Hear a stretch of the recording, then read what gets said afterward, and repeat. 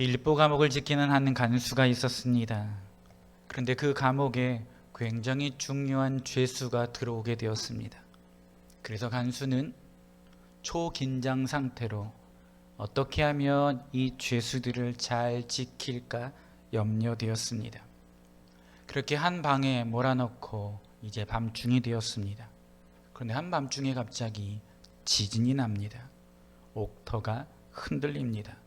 감옥의 문이 다 열렸습니다. 죄수들을 묶어 놓았던 쇠 사슬까지도 풀렸습니다.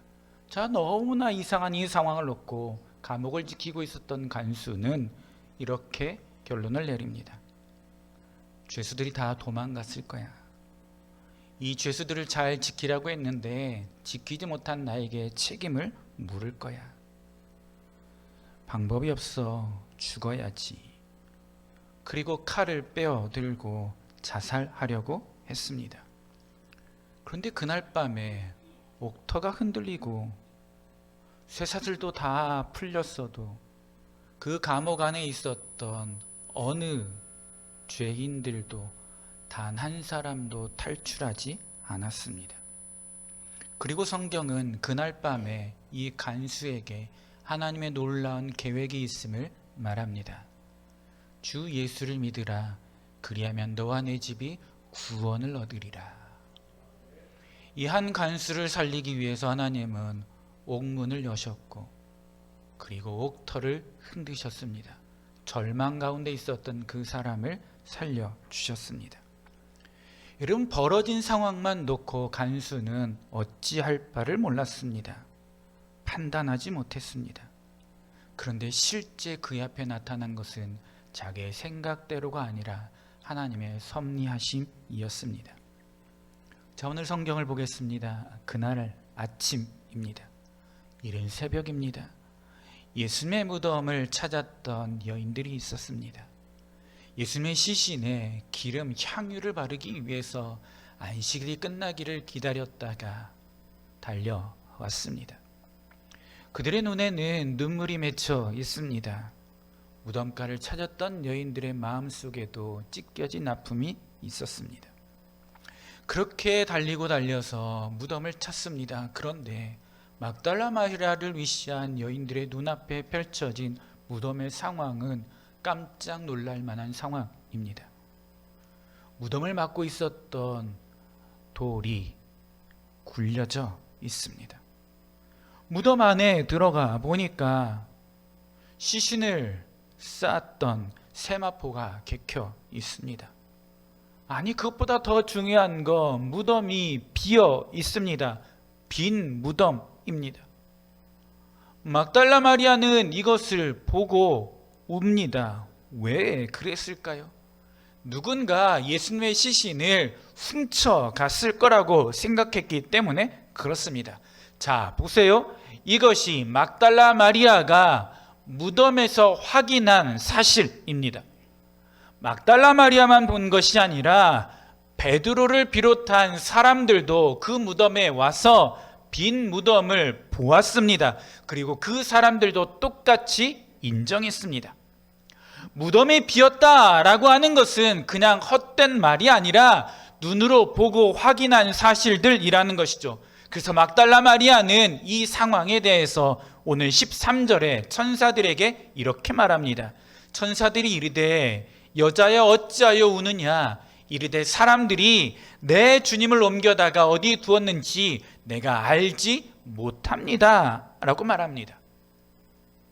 심지어 막달라 마리아는 부활하신 예수님 그분에게도 이렇게 말합니다. 15절입니다. 예수께서 이르시되 여자여 어찌하여 울며 누구를 찾느냐 하시니 마리아는 그가 동산지기인 줄 알고 이르되 주여 당신이 옮겼거든 어디 두었는지 내게 이르소서 그리하면 내가 가져가리이다. 마리아는 울고 있었지만 그의 마음에 확신이 있었습니다. 무엇입니까? 시체가 없어졌다. 누군가 훔쳐갔다. 여기가 비었다. 자, 그러면 여러분에게 묻겠습니다. 마리아의 이 말 사실입니까? 마리아의 확신에 찬 단정이 옳은 것이냐라는 것입니다. 여러분, 마리아가 본 것은 맞습니다. 눈으로 본 것 맞습니다. 그런데 마리아는 한 가지 간과한 것이 있습니다. 예수님은 이 죽음에 대해서 몇 차례 걸쳐 말씀하셨습니다. 이 죽음에 대해서 예수님은 이미 오래전에 말씀하셨습니다. 눈으로 본 것이 사실이지만 단정지을 수 없는 무엇인가가 있습니다. 이유는 마리아의 생각과 이해를 뛰어넘어 초월적인 역사가 바로 그곳에서 일어났기 때문에 그렇습니다.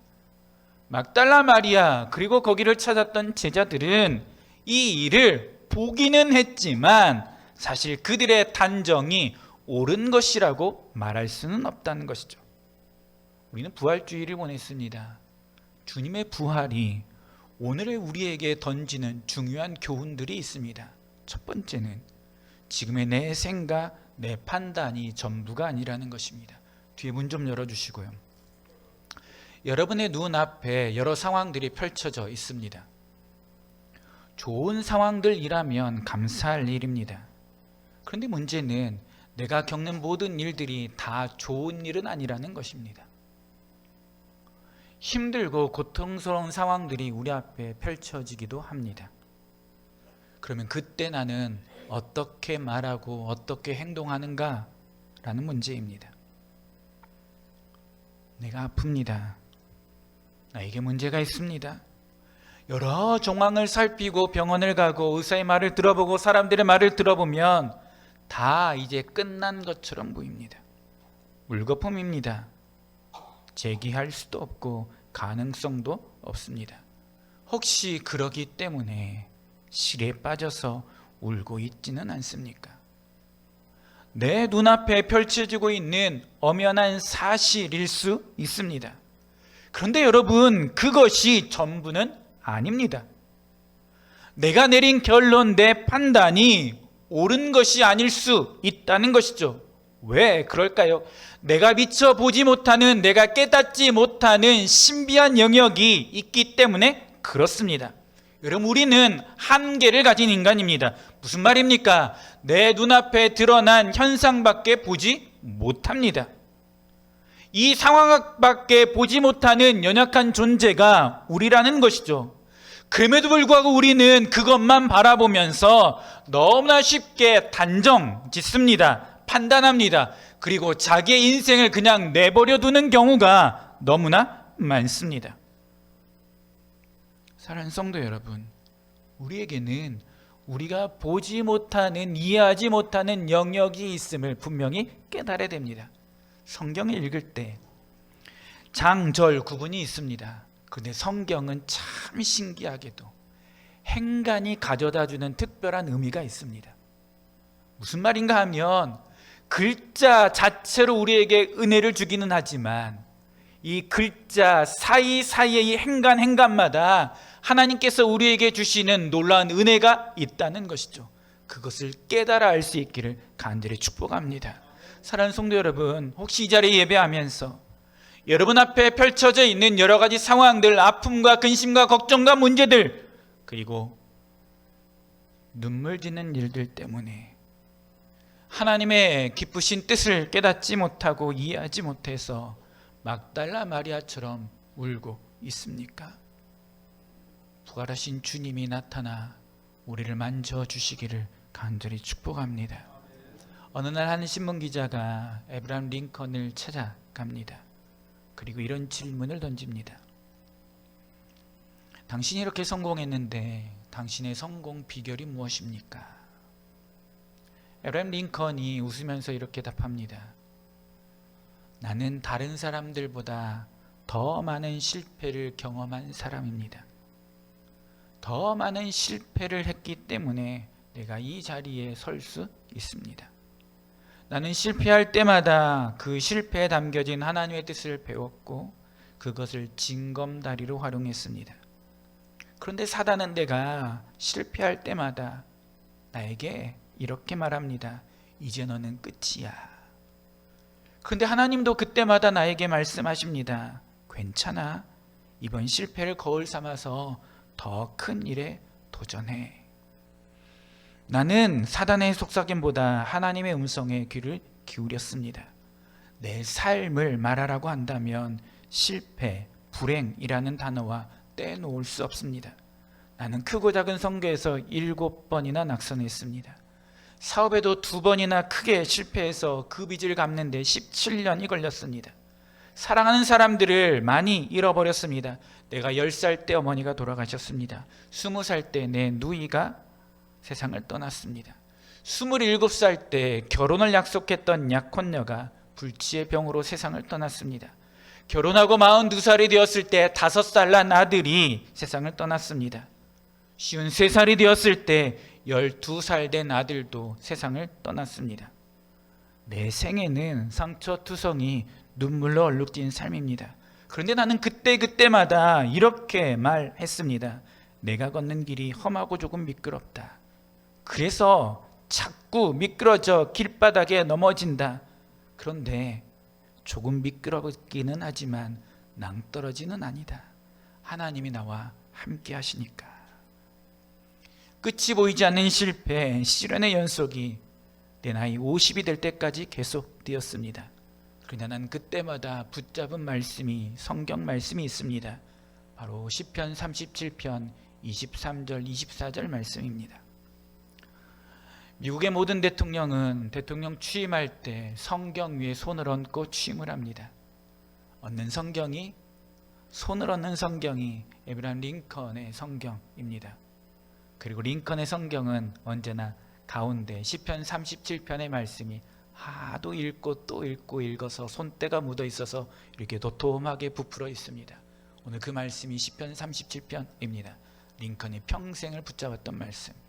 여호와께서 사람의 걸음을 정하시고 그의 길을 기뻐하시나니 그는 넘어지나 아주 엎드러지지 아니함은 여호와께서 그의 손으로 붙드심이로다.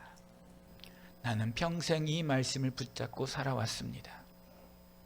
그리고 하나님은 나를 실망시키지 않고 나를 외면하지 않았습니다. 잘 알고 있는 것처럼 1860년 에브라임 링컨은 54세의 나이에 미국의 대통령이 됩니다. 대통령에 취임하면서 에브라임 링컨은 비로소 깨닫게 된 것이 있었습니다. 지금까지 자기 앞에 펼쳐졌던 수많은 어려움, 아픔, 사람들이 떠나가고 실패하고 낙선하고 여러 가지 문제가 있었던 그 모든 환경들이 나를 이 자리에 세우시기 위한 하나님의 손길, 은혜의 선물이었구나. 그러면서 그는 자기가 세움받은 자리에서 어떻게 하나님을 위해서, 국민들을 위해서 일할까 고민했다고 합니다. 한 소년이 있었습니다. 아주 어릴 때 어머니를 여의었습니다. 그 집안에 배다른 형들이 많았습니다. 형들이 자기를 아주 싫어하고 미워했습니다. 그러다 형들이 자기를 노예로 팔아버립니다. 종살이도 합니다. 오해를 받아서 감옥까지 가게 되었습니다. 도무지 왜 내가 이런 대우를 받고 이 나라에 내가 왜 팔려왔고 내가 왜 이렇게 살아야 되는가 이해할 수 없었습니다. 그런데 그 고난의 시간이 지나고 나서 애굽의 총리가 되었을 때 그 소년이었던 그는 이것이 하나님의 섭리라는 것을 깨닫게 됩니다. 사랑하는 성도 여러분, 그래서 우리들은 늘 우리가 무슨 일을 만나든지 어떤 상황을 우리가 접하게 되는지 이런 고백을 해야 됩니다. 바울처럼 이런 고백을 해야 됩니다. 우리가 알거니와 하나님을 사랑하는 자 곧 그의 뜻대로 부르심을 입은 자들에게는 모든 것이 합력하여 선을 이루느니라. 아멘. 사랑하는 성도 여러분, 하나님은 선하신 분이십니다. 그리고 그 선하신 하나님은 선하신 뜻을 가지고 우리가 어떤 상황에 처해 있든지 결국에 마침내 좋은 길로 인도해 주시는 분이십니다. 내가 만나는 모든 일들, 경험하는 일들, 그 사건 속에 다 하나님의 놀라운 손길이 담겨져 있습니다. 나는 이 상황을 다 이해하지 못합니다. 왜? 라고 하는 물음표가 늘 따라다닙니다. 하지만 그 일들을 놓고 내가 한 걸음 한 걸음 믿음으로 나아가면 결국에 그 일이 합력하여 선한 것이 될 것입니다. 이것이 하나님을 믿는 사람들의 모습이어야 됩니다. 성경 우리에게 끊임없이 말합니다. 내 믿음대로 될지어다 라고 선포합니다. 하나님은 우리가 믿는 대로 주실 것입니다. 우리를 실망시키는 분이 아니시기 때문에 그렇습니다. 우리가 수렁에 던져져 있어도, 가시밭길을 우리가 건너간다 할지라도, 홍해 앞에 우리가 놓여 있다 할지라도 하나님은 여전히 내 하나님이십니다. 그리고 그 주님은, 그 하나님은 우리에게 딱 한 가지 믿음대로 될 거라고 하는 이 말씀을 생각하라고 말씀하고 있습니다. 사랑하는 성도 여러분, 오늘 내 삶의 현장, 우리의 가정, 우리의 연약함, 그 속에 다 하나님의 은혜와 복이 담겨져 있습니다. 비록 곁에서 볼 때는, 겉으로 볼 때는 통곡하고 눈물밖에 나오지 않고 절망할 수밖에 없을지라도, 사망 권세를 깨뜨리시고 부활하신 주님이 그 사건에 개입하시게 되면, 상황 가운데 들어오시게 되면 도리어 그것이 은혜가 되고 복으로 변하는 역사가 나타나게 됩니다. 사랑하는 성도 여러분, 이것을 붙잡고 믿을 수 있기를 간절히 축복합니다. 우리는 부활하신 주님과 함께하는 사람들입니다. 자, 그러면 우리가 어떻게 살면 될까요? 오늘 11절 말씀 함께 읽도록 하겠습니다. 11절 말씀 우리 같이 읽겠습니다. 시작. 마리아는 무덤 밖에 서서 울고 있더니 울면서 구부려 무덤 안을 들여다보니. 아멘. 자, 11절 말씀 자세히 보십시오.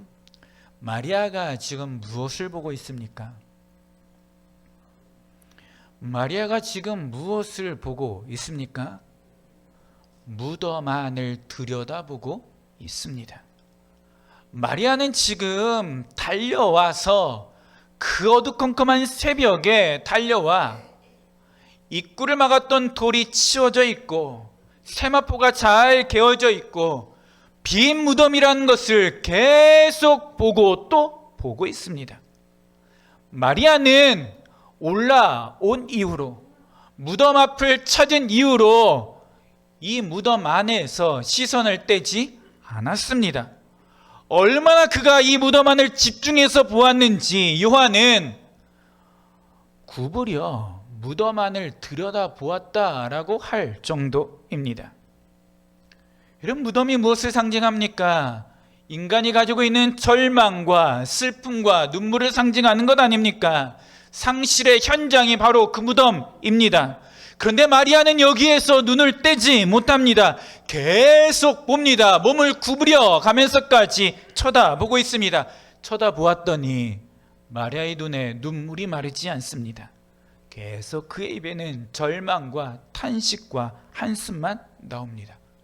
그런데 참 희한하게 무덤만 바라보고 있었던 마리아의 눈길이 다른 곳에 머물기 시작합니다. 14절 말씀을 보십시오. 이 말을 하고 뒤로 돌이켜 예수께서 계신 것을 보았으나 예수이신 줄은 알지 못하더라. 빈 무덤을 보았던 마리아의 두 눈이 이제 누구에게로 향합니까? 아직 부활하신 예수님을 완전히 알아보지는 못하지만 예수께로 그의 두 눈이 새로 고정되고 있습니다. 주님께 향하고 있습니다. 부활하신 그 주님께 시선을 돌리고 있습니다. 빈 무덤에서 이제는 예수님을 바라보고 있습니다. 그렇게 눈길이 옮겨진 순간 어떤 일이 일어납니까? 이제는 아무것도 할 수 없어, 완전히 절망이야, 암흑이야라고 생각했던 그때 예수님의 죽음이 어떤 의미를 우리에게 던져주는지 새로 깨닫게 됩니다. 주의 말씀도 생각나고, 이 죽음이 끝이 아니구나, 새로운 것을 알게 됩니다. 그래서 마태는 이 동일한 사건을 기록하면서 마리아가 놀람과 기쁨으로 달려갔다라고 하는 표현을 씁니다. 한숨과 탄식뿐이었던 막달라 마리아가 이제 예수님을 바라본 순간 그에게 놀람과 기쁨의 웃음과 노래가 나타났다고 말합니다. 자, 오늘 18절 말씀입니다. 막달라 마리아가 가서 제자들에게 내가 주를 보았다 하고 또 주께서 자기에게 이렇게 말씀하셨다 이르니라. 아멘. 그렇게 주님을 보았던 막달라 마리아가 제자들에게 달려가 이렇게 말합니다. 내가 주를 보았다 라고 하는 말을 먼저 던져줍니다. 그리고 덧붙여서 마리아가 뭐라고 말하냐면 주께서 이렇게 나에게 말씀하셨다 라고 말합니다. 내가 주를 보았다 라고 말문을 열었던 막달라 마리아의 이 말이 이렇게 달라집니다. 주께서 이렇게 말씀하셨다. 처음에 시작할 때 주인은 막달라 마리아입니다. 자기가 보았기 때문에 그렇습니다. 내가 주를 보았다. 내가 먼저 달려가 예수님을 보았다 라고 자기 자신을 앞세웁니다.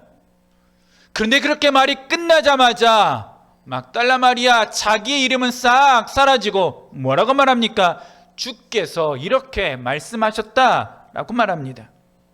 이 말을 우리가 주의 깊게 살펴봐야 됩니다.